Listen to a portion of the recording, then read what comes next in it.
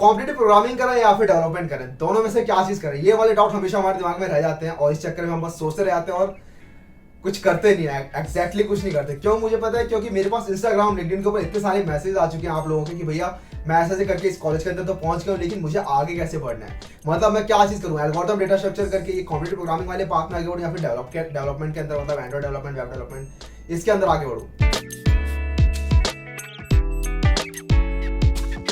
दोस्तों गाइस, अनुज है और आज की इस वीडियो में बात करने वाले हैं कि आपके लिए राइट पाथ क्या होने वाला है। क्या आपको डेवलपमेंट में आगे बढ़ना चाहिए या फिर आपको कॉम्पिटिटिव प्रोग्रामिंग के अंदर आगे बढ़ना चाहिए। दोनों में से कुछ भी करना है ना, वो दोनों की दोनों चीजें इस चैनल के ऊपर आने वाली हैं। तो डेटा स्ट्रक्चर्स, एल्गोरिथम्स, सारे इंटरव्यू रिलेटेड चीजें और जो भी डेवलपमेंट के अंदर चीजें होती है, आपकी वेब डेवलपमेंट होगी, एंड्रॉइड डेवलपमेंट, ये दोनों चीजें इस चैनल के ऊपर मैं लाने वाला हूँ। तो जाके सबसे पहले तो सब्सक्राइब कर दो इस चैनल को। कर दिया चैनल को सब्सक्राइब, ठीक है, अब आगे बढ़ते हैं। तो यार ये चीज काफी ज्यादा फैक्टर्स पे डिपेंड करते हैं, लेकिन मैं मान के चल रहा हूँ सिर्फ 2 फैक्टर्स। पहला होगा कि आप कौन से कॉलेज के अंदर हो, टियर 1 कॉलेज या टियर 3 कॉलेज। टियर 1 कॉलेज का मतलब एक ऐसा कॉलेज जिसके बारे में कंपनीज को पता है, मतलब कंपनीज इस कॉलेज में विजिट करती हैं। इसके अंदर आते हैं आपके आईआईटीज हो गए, बड़ी एनआईटीज हो गई, आपके एनएसआईटी डीटीयूज हो गई, क्योंकि इनके अंदर आपकी कंपनीज विजिट करती हैं।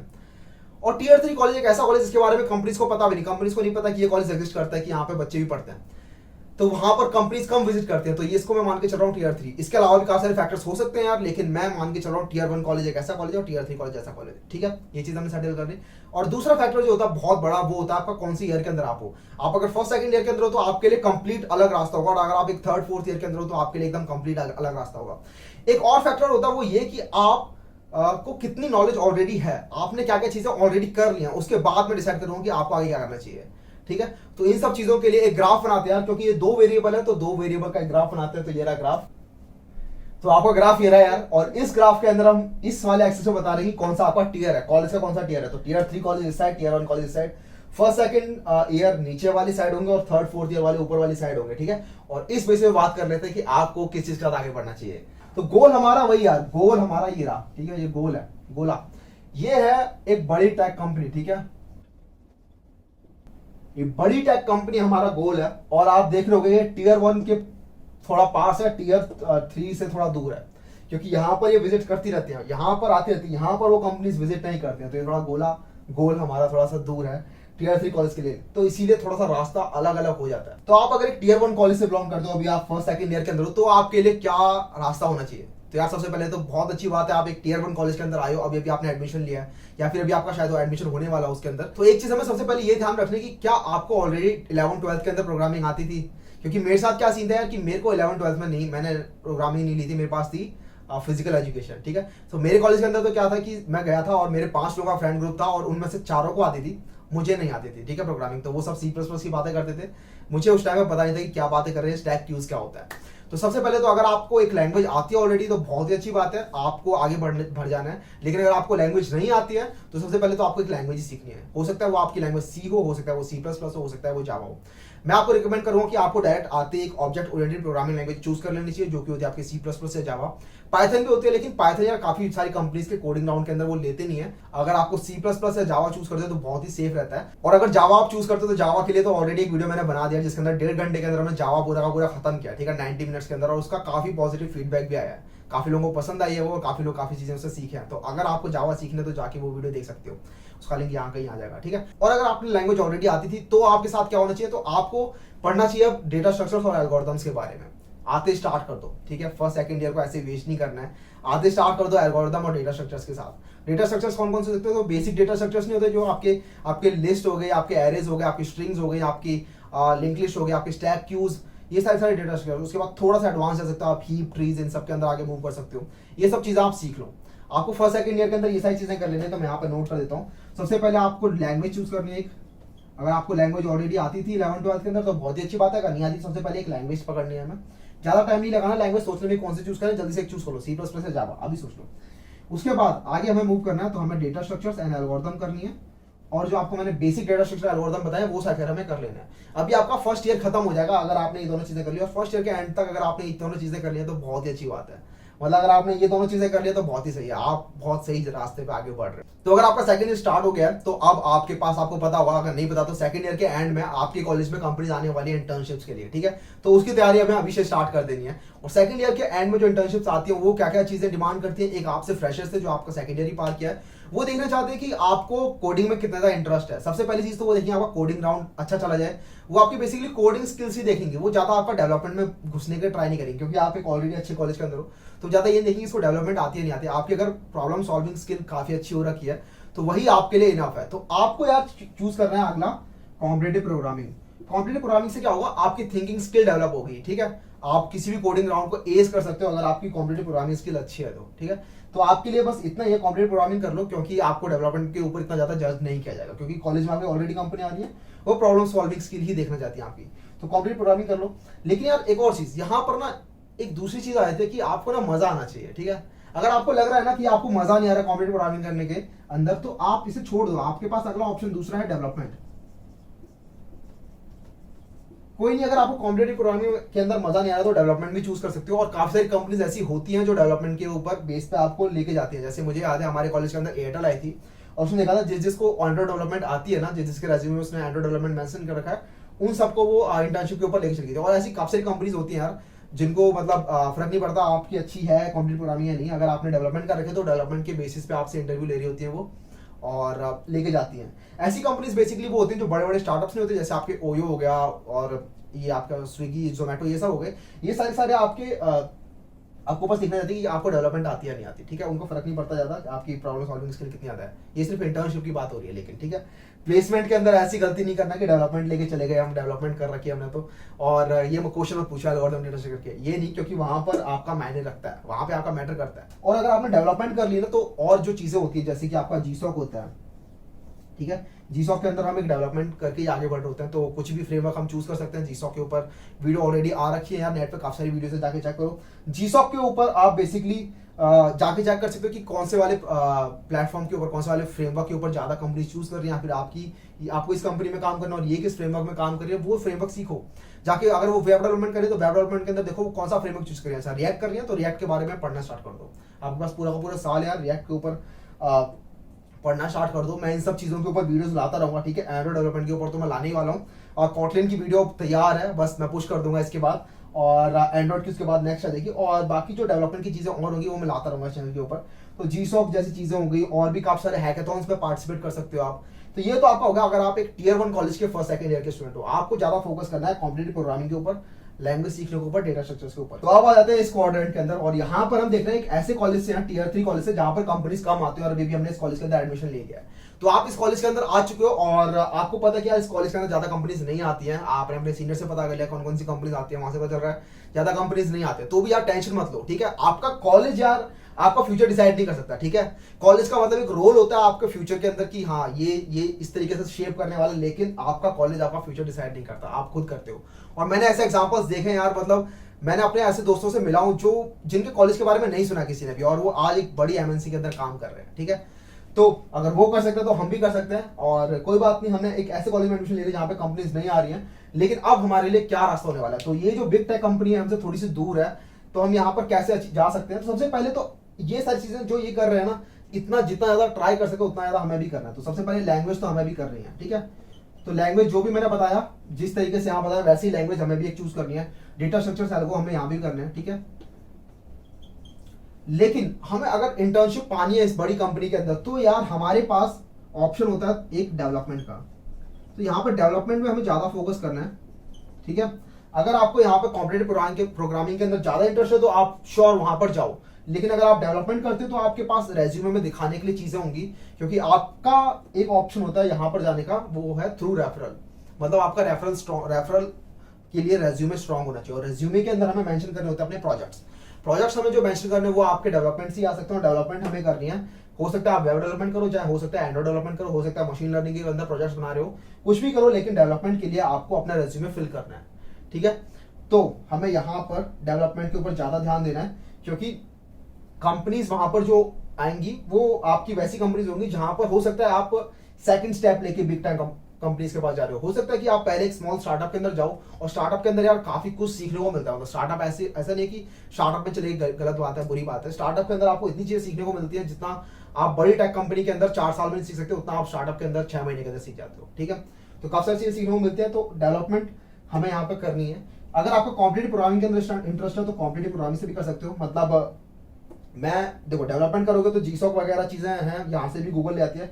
कॉम्पिटिटिव प्रोग्रामिंग करोगे तो यहाँ से भी गूगल ले आती है। अगर आपका, मेरा एक फ्रेंड था, अक्टूबर के अंदर उसका ऑल इंडिया में रैंक 1 लाया था वो कोड शेफ के ऊपर। ठीक है, उसने ऐसे दे दिया था कॉन्टेस्ट वाला, और उसके अंदर वो रैंक 1 लिया था। तो वहां से गूगल ने उसे अप्रोच कर दिया था। कॉम्पिटिटिव प्रोग्रामिंग से भी अप्रोच करते हैं कंपनीज, और आपकी डेवलपमेंट करके भी कंपनीज अप्रोच कर सकते हैं आपको। ठीक है, तो दोनों ही रास्ते हैं, लेकिन डेवलपमेंट के लिए मैं आपको ज्यादा एम्फसाइज करूंगा, क्योंकि यहाँ पर आपको अपना रेज्यूमे बिल्ड करना है।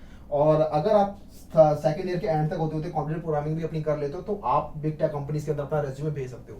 रेज्यूमे कैसे भेजना, तो यार हमें यहाँ पे स्टार्ट कर देना एक और चीज के साथ, वो है हमारा कनेक्शंस। ठीक है, तो हो सकता है आप लिंक्डइन पे बनाओ या फिर किसी और प्लेटफॉर्म पे बनाओ, तो जाके हमें कनेक्शंस बनाने हैं। हमें ज्यादा से ज्यादा इंडस्ट्री के लोगों से बात करनी है, उनके साथ अपने कनेक्शन में रहना है, कि जब टाइम आएगा तो आप उनको अपना रेफरल दे सको, अपना रेज्यूमे दे सको, और उन्हें बोल सको कि मैं ये चीजें सीख चुका हूँ, मेरा रेज्यूमे देखो और प्लीज मुझे अपनी कंपनी में रेफर करो। ठीक है, तो ज्यादा टेंशन नहीं लेना यार, हमें बस थोड़ी सी ज्यादा मेहनत करनी है, थोड़ी ज्यादा मेहनत करनी है। और मैंने ये देखा है कि जो ऐसे कॉलेज के अंदर जो बच्चे होते हैं और जो डेवलपमेंट कर रहे होते हैं, वो बहुत ज्यादा मेहनती होते हैं इस कॉलेज के मुकाबले, क्योंकि इन्हें पता है कि हमारे यहाँ तो कॉलेज में कंपनीज आती है, इन्हें पता है कि हमें मेहनत करके वहां जाना है। तो ये लोग भी बहुत बड़ी बड़ी कंपनीज में जाते हैं। मैंने खुद ऐसे एग्जांपल देखे, बड़ी बड़ी कंपनीज के अंदर 50% से ज्यादा लोग वो होते हैं जो ऑफ कैंपस प्लेसमेंट से आए होते हैं, जिनके बारे में कंपनीज को पता भी नहीं होता है। ठीक है, और ये कोई बड़ी बात नहीं है, ये मैंने हर जगह देखा है। तो अगर वो लोग कर सकते हैं तो आप भी कर सकते हो। ठीक है, ये चीज अपने दिमाग से निकाल दो कि हम एक ऐसे कॉलेज में आ चुके हैं जहाँ कंपनीज नहीं आ रही, तो हमारा वो सपना जो था वो सपना ही रह जाएगा। नहीं, ये गलत बात है। इस चीज को देख के डिमोटिवेट नहीं होना है हमें। अब बात कर लेते हैं टीयर 1 कॉलेजेस और 3rd 4th ईयर के स्टूडेंट की। तो यार अगर आपने, अब यहाँ पर 2 चीज आती है कि आप अपनी प्रोग्रामिंग जर्नी के अंदर कहां पर स्टैंड करते हो। ठीक है, अगर आपने फर्स्ट सेकंड ईयर के अंदर लैंग्वेज एक सीख ली थी, या फिर आपने डेटा स्ट्रक्चर एल्गोरिथम की थोड़ी बहुत प्रैक्टिस कर ली थी, और आपने कॉम्पिटिटिव प्रोग्रामिंग कर रखी है, तो बहुत ही अच्छी बात है। अब आपके पास बचता है एडवांस डेटा स्ट्रक्चर एल्गोरिथम्स करना। ठीक है, आपको एडवांस डेटा स्ट्रक्चर एल्गोरिथम करने, क्योंकि अब आपके पास आने वाले प्लेसमेंट्स के लिए कंपनीज। ठीक है, तो उनके सामने वो पूछ लेते हैं कई बार ट्रीज और ग्राफ्स, वैसे इतने ज्यादा वो पूछते नहीं है, इतने ज्यादा वो ज्यादातर जो कंपनीज होते हैं यार, मैं बता देता हूँ, हम क्या करते हैं ना, कई बार जो एडवांस डेटा स्ट्रक्चर होते हैं जैसे सेगमेंट्री हो गया, और पता नहीं अलग अलग टाइप की एल्गोरिथम्स होती हैं, वो सब करने बैठ जाता है। लेकिन कंपनीज को जो पसंद आता है वो आता है बेसिक डेटा स्ट्रक्चर्स और सिस्टम डिजाइन।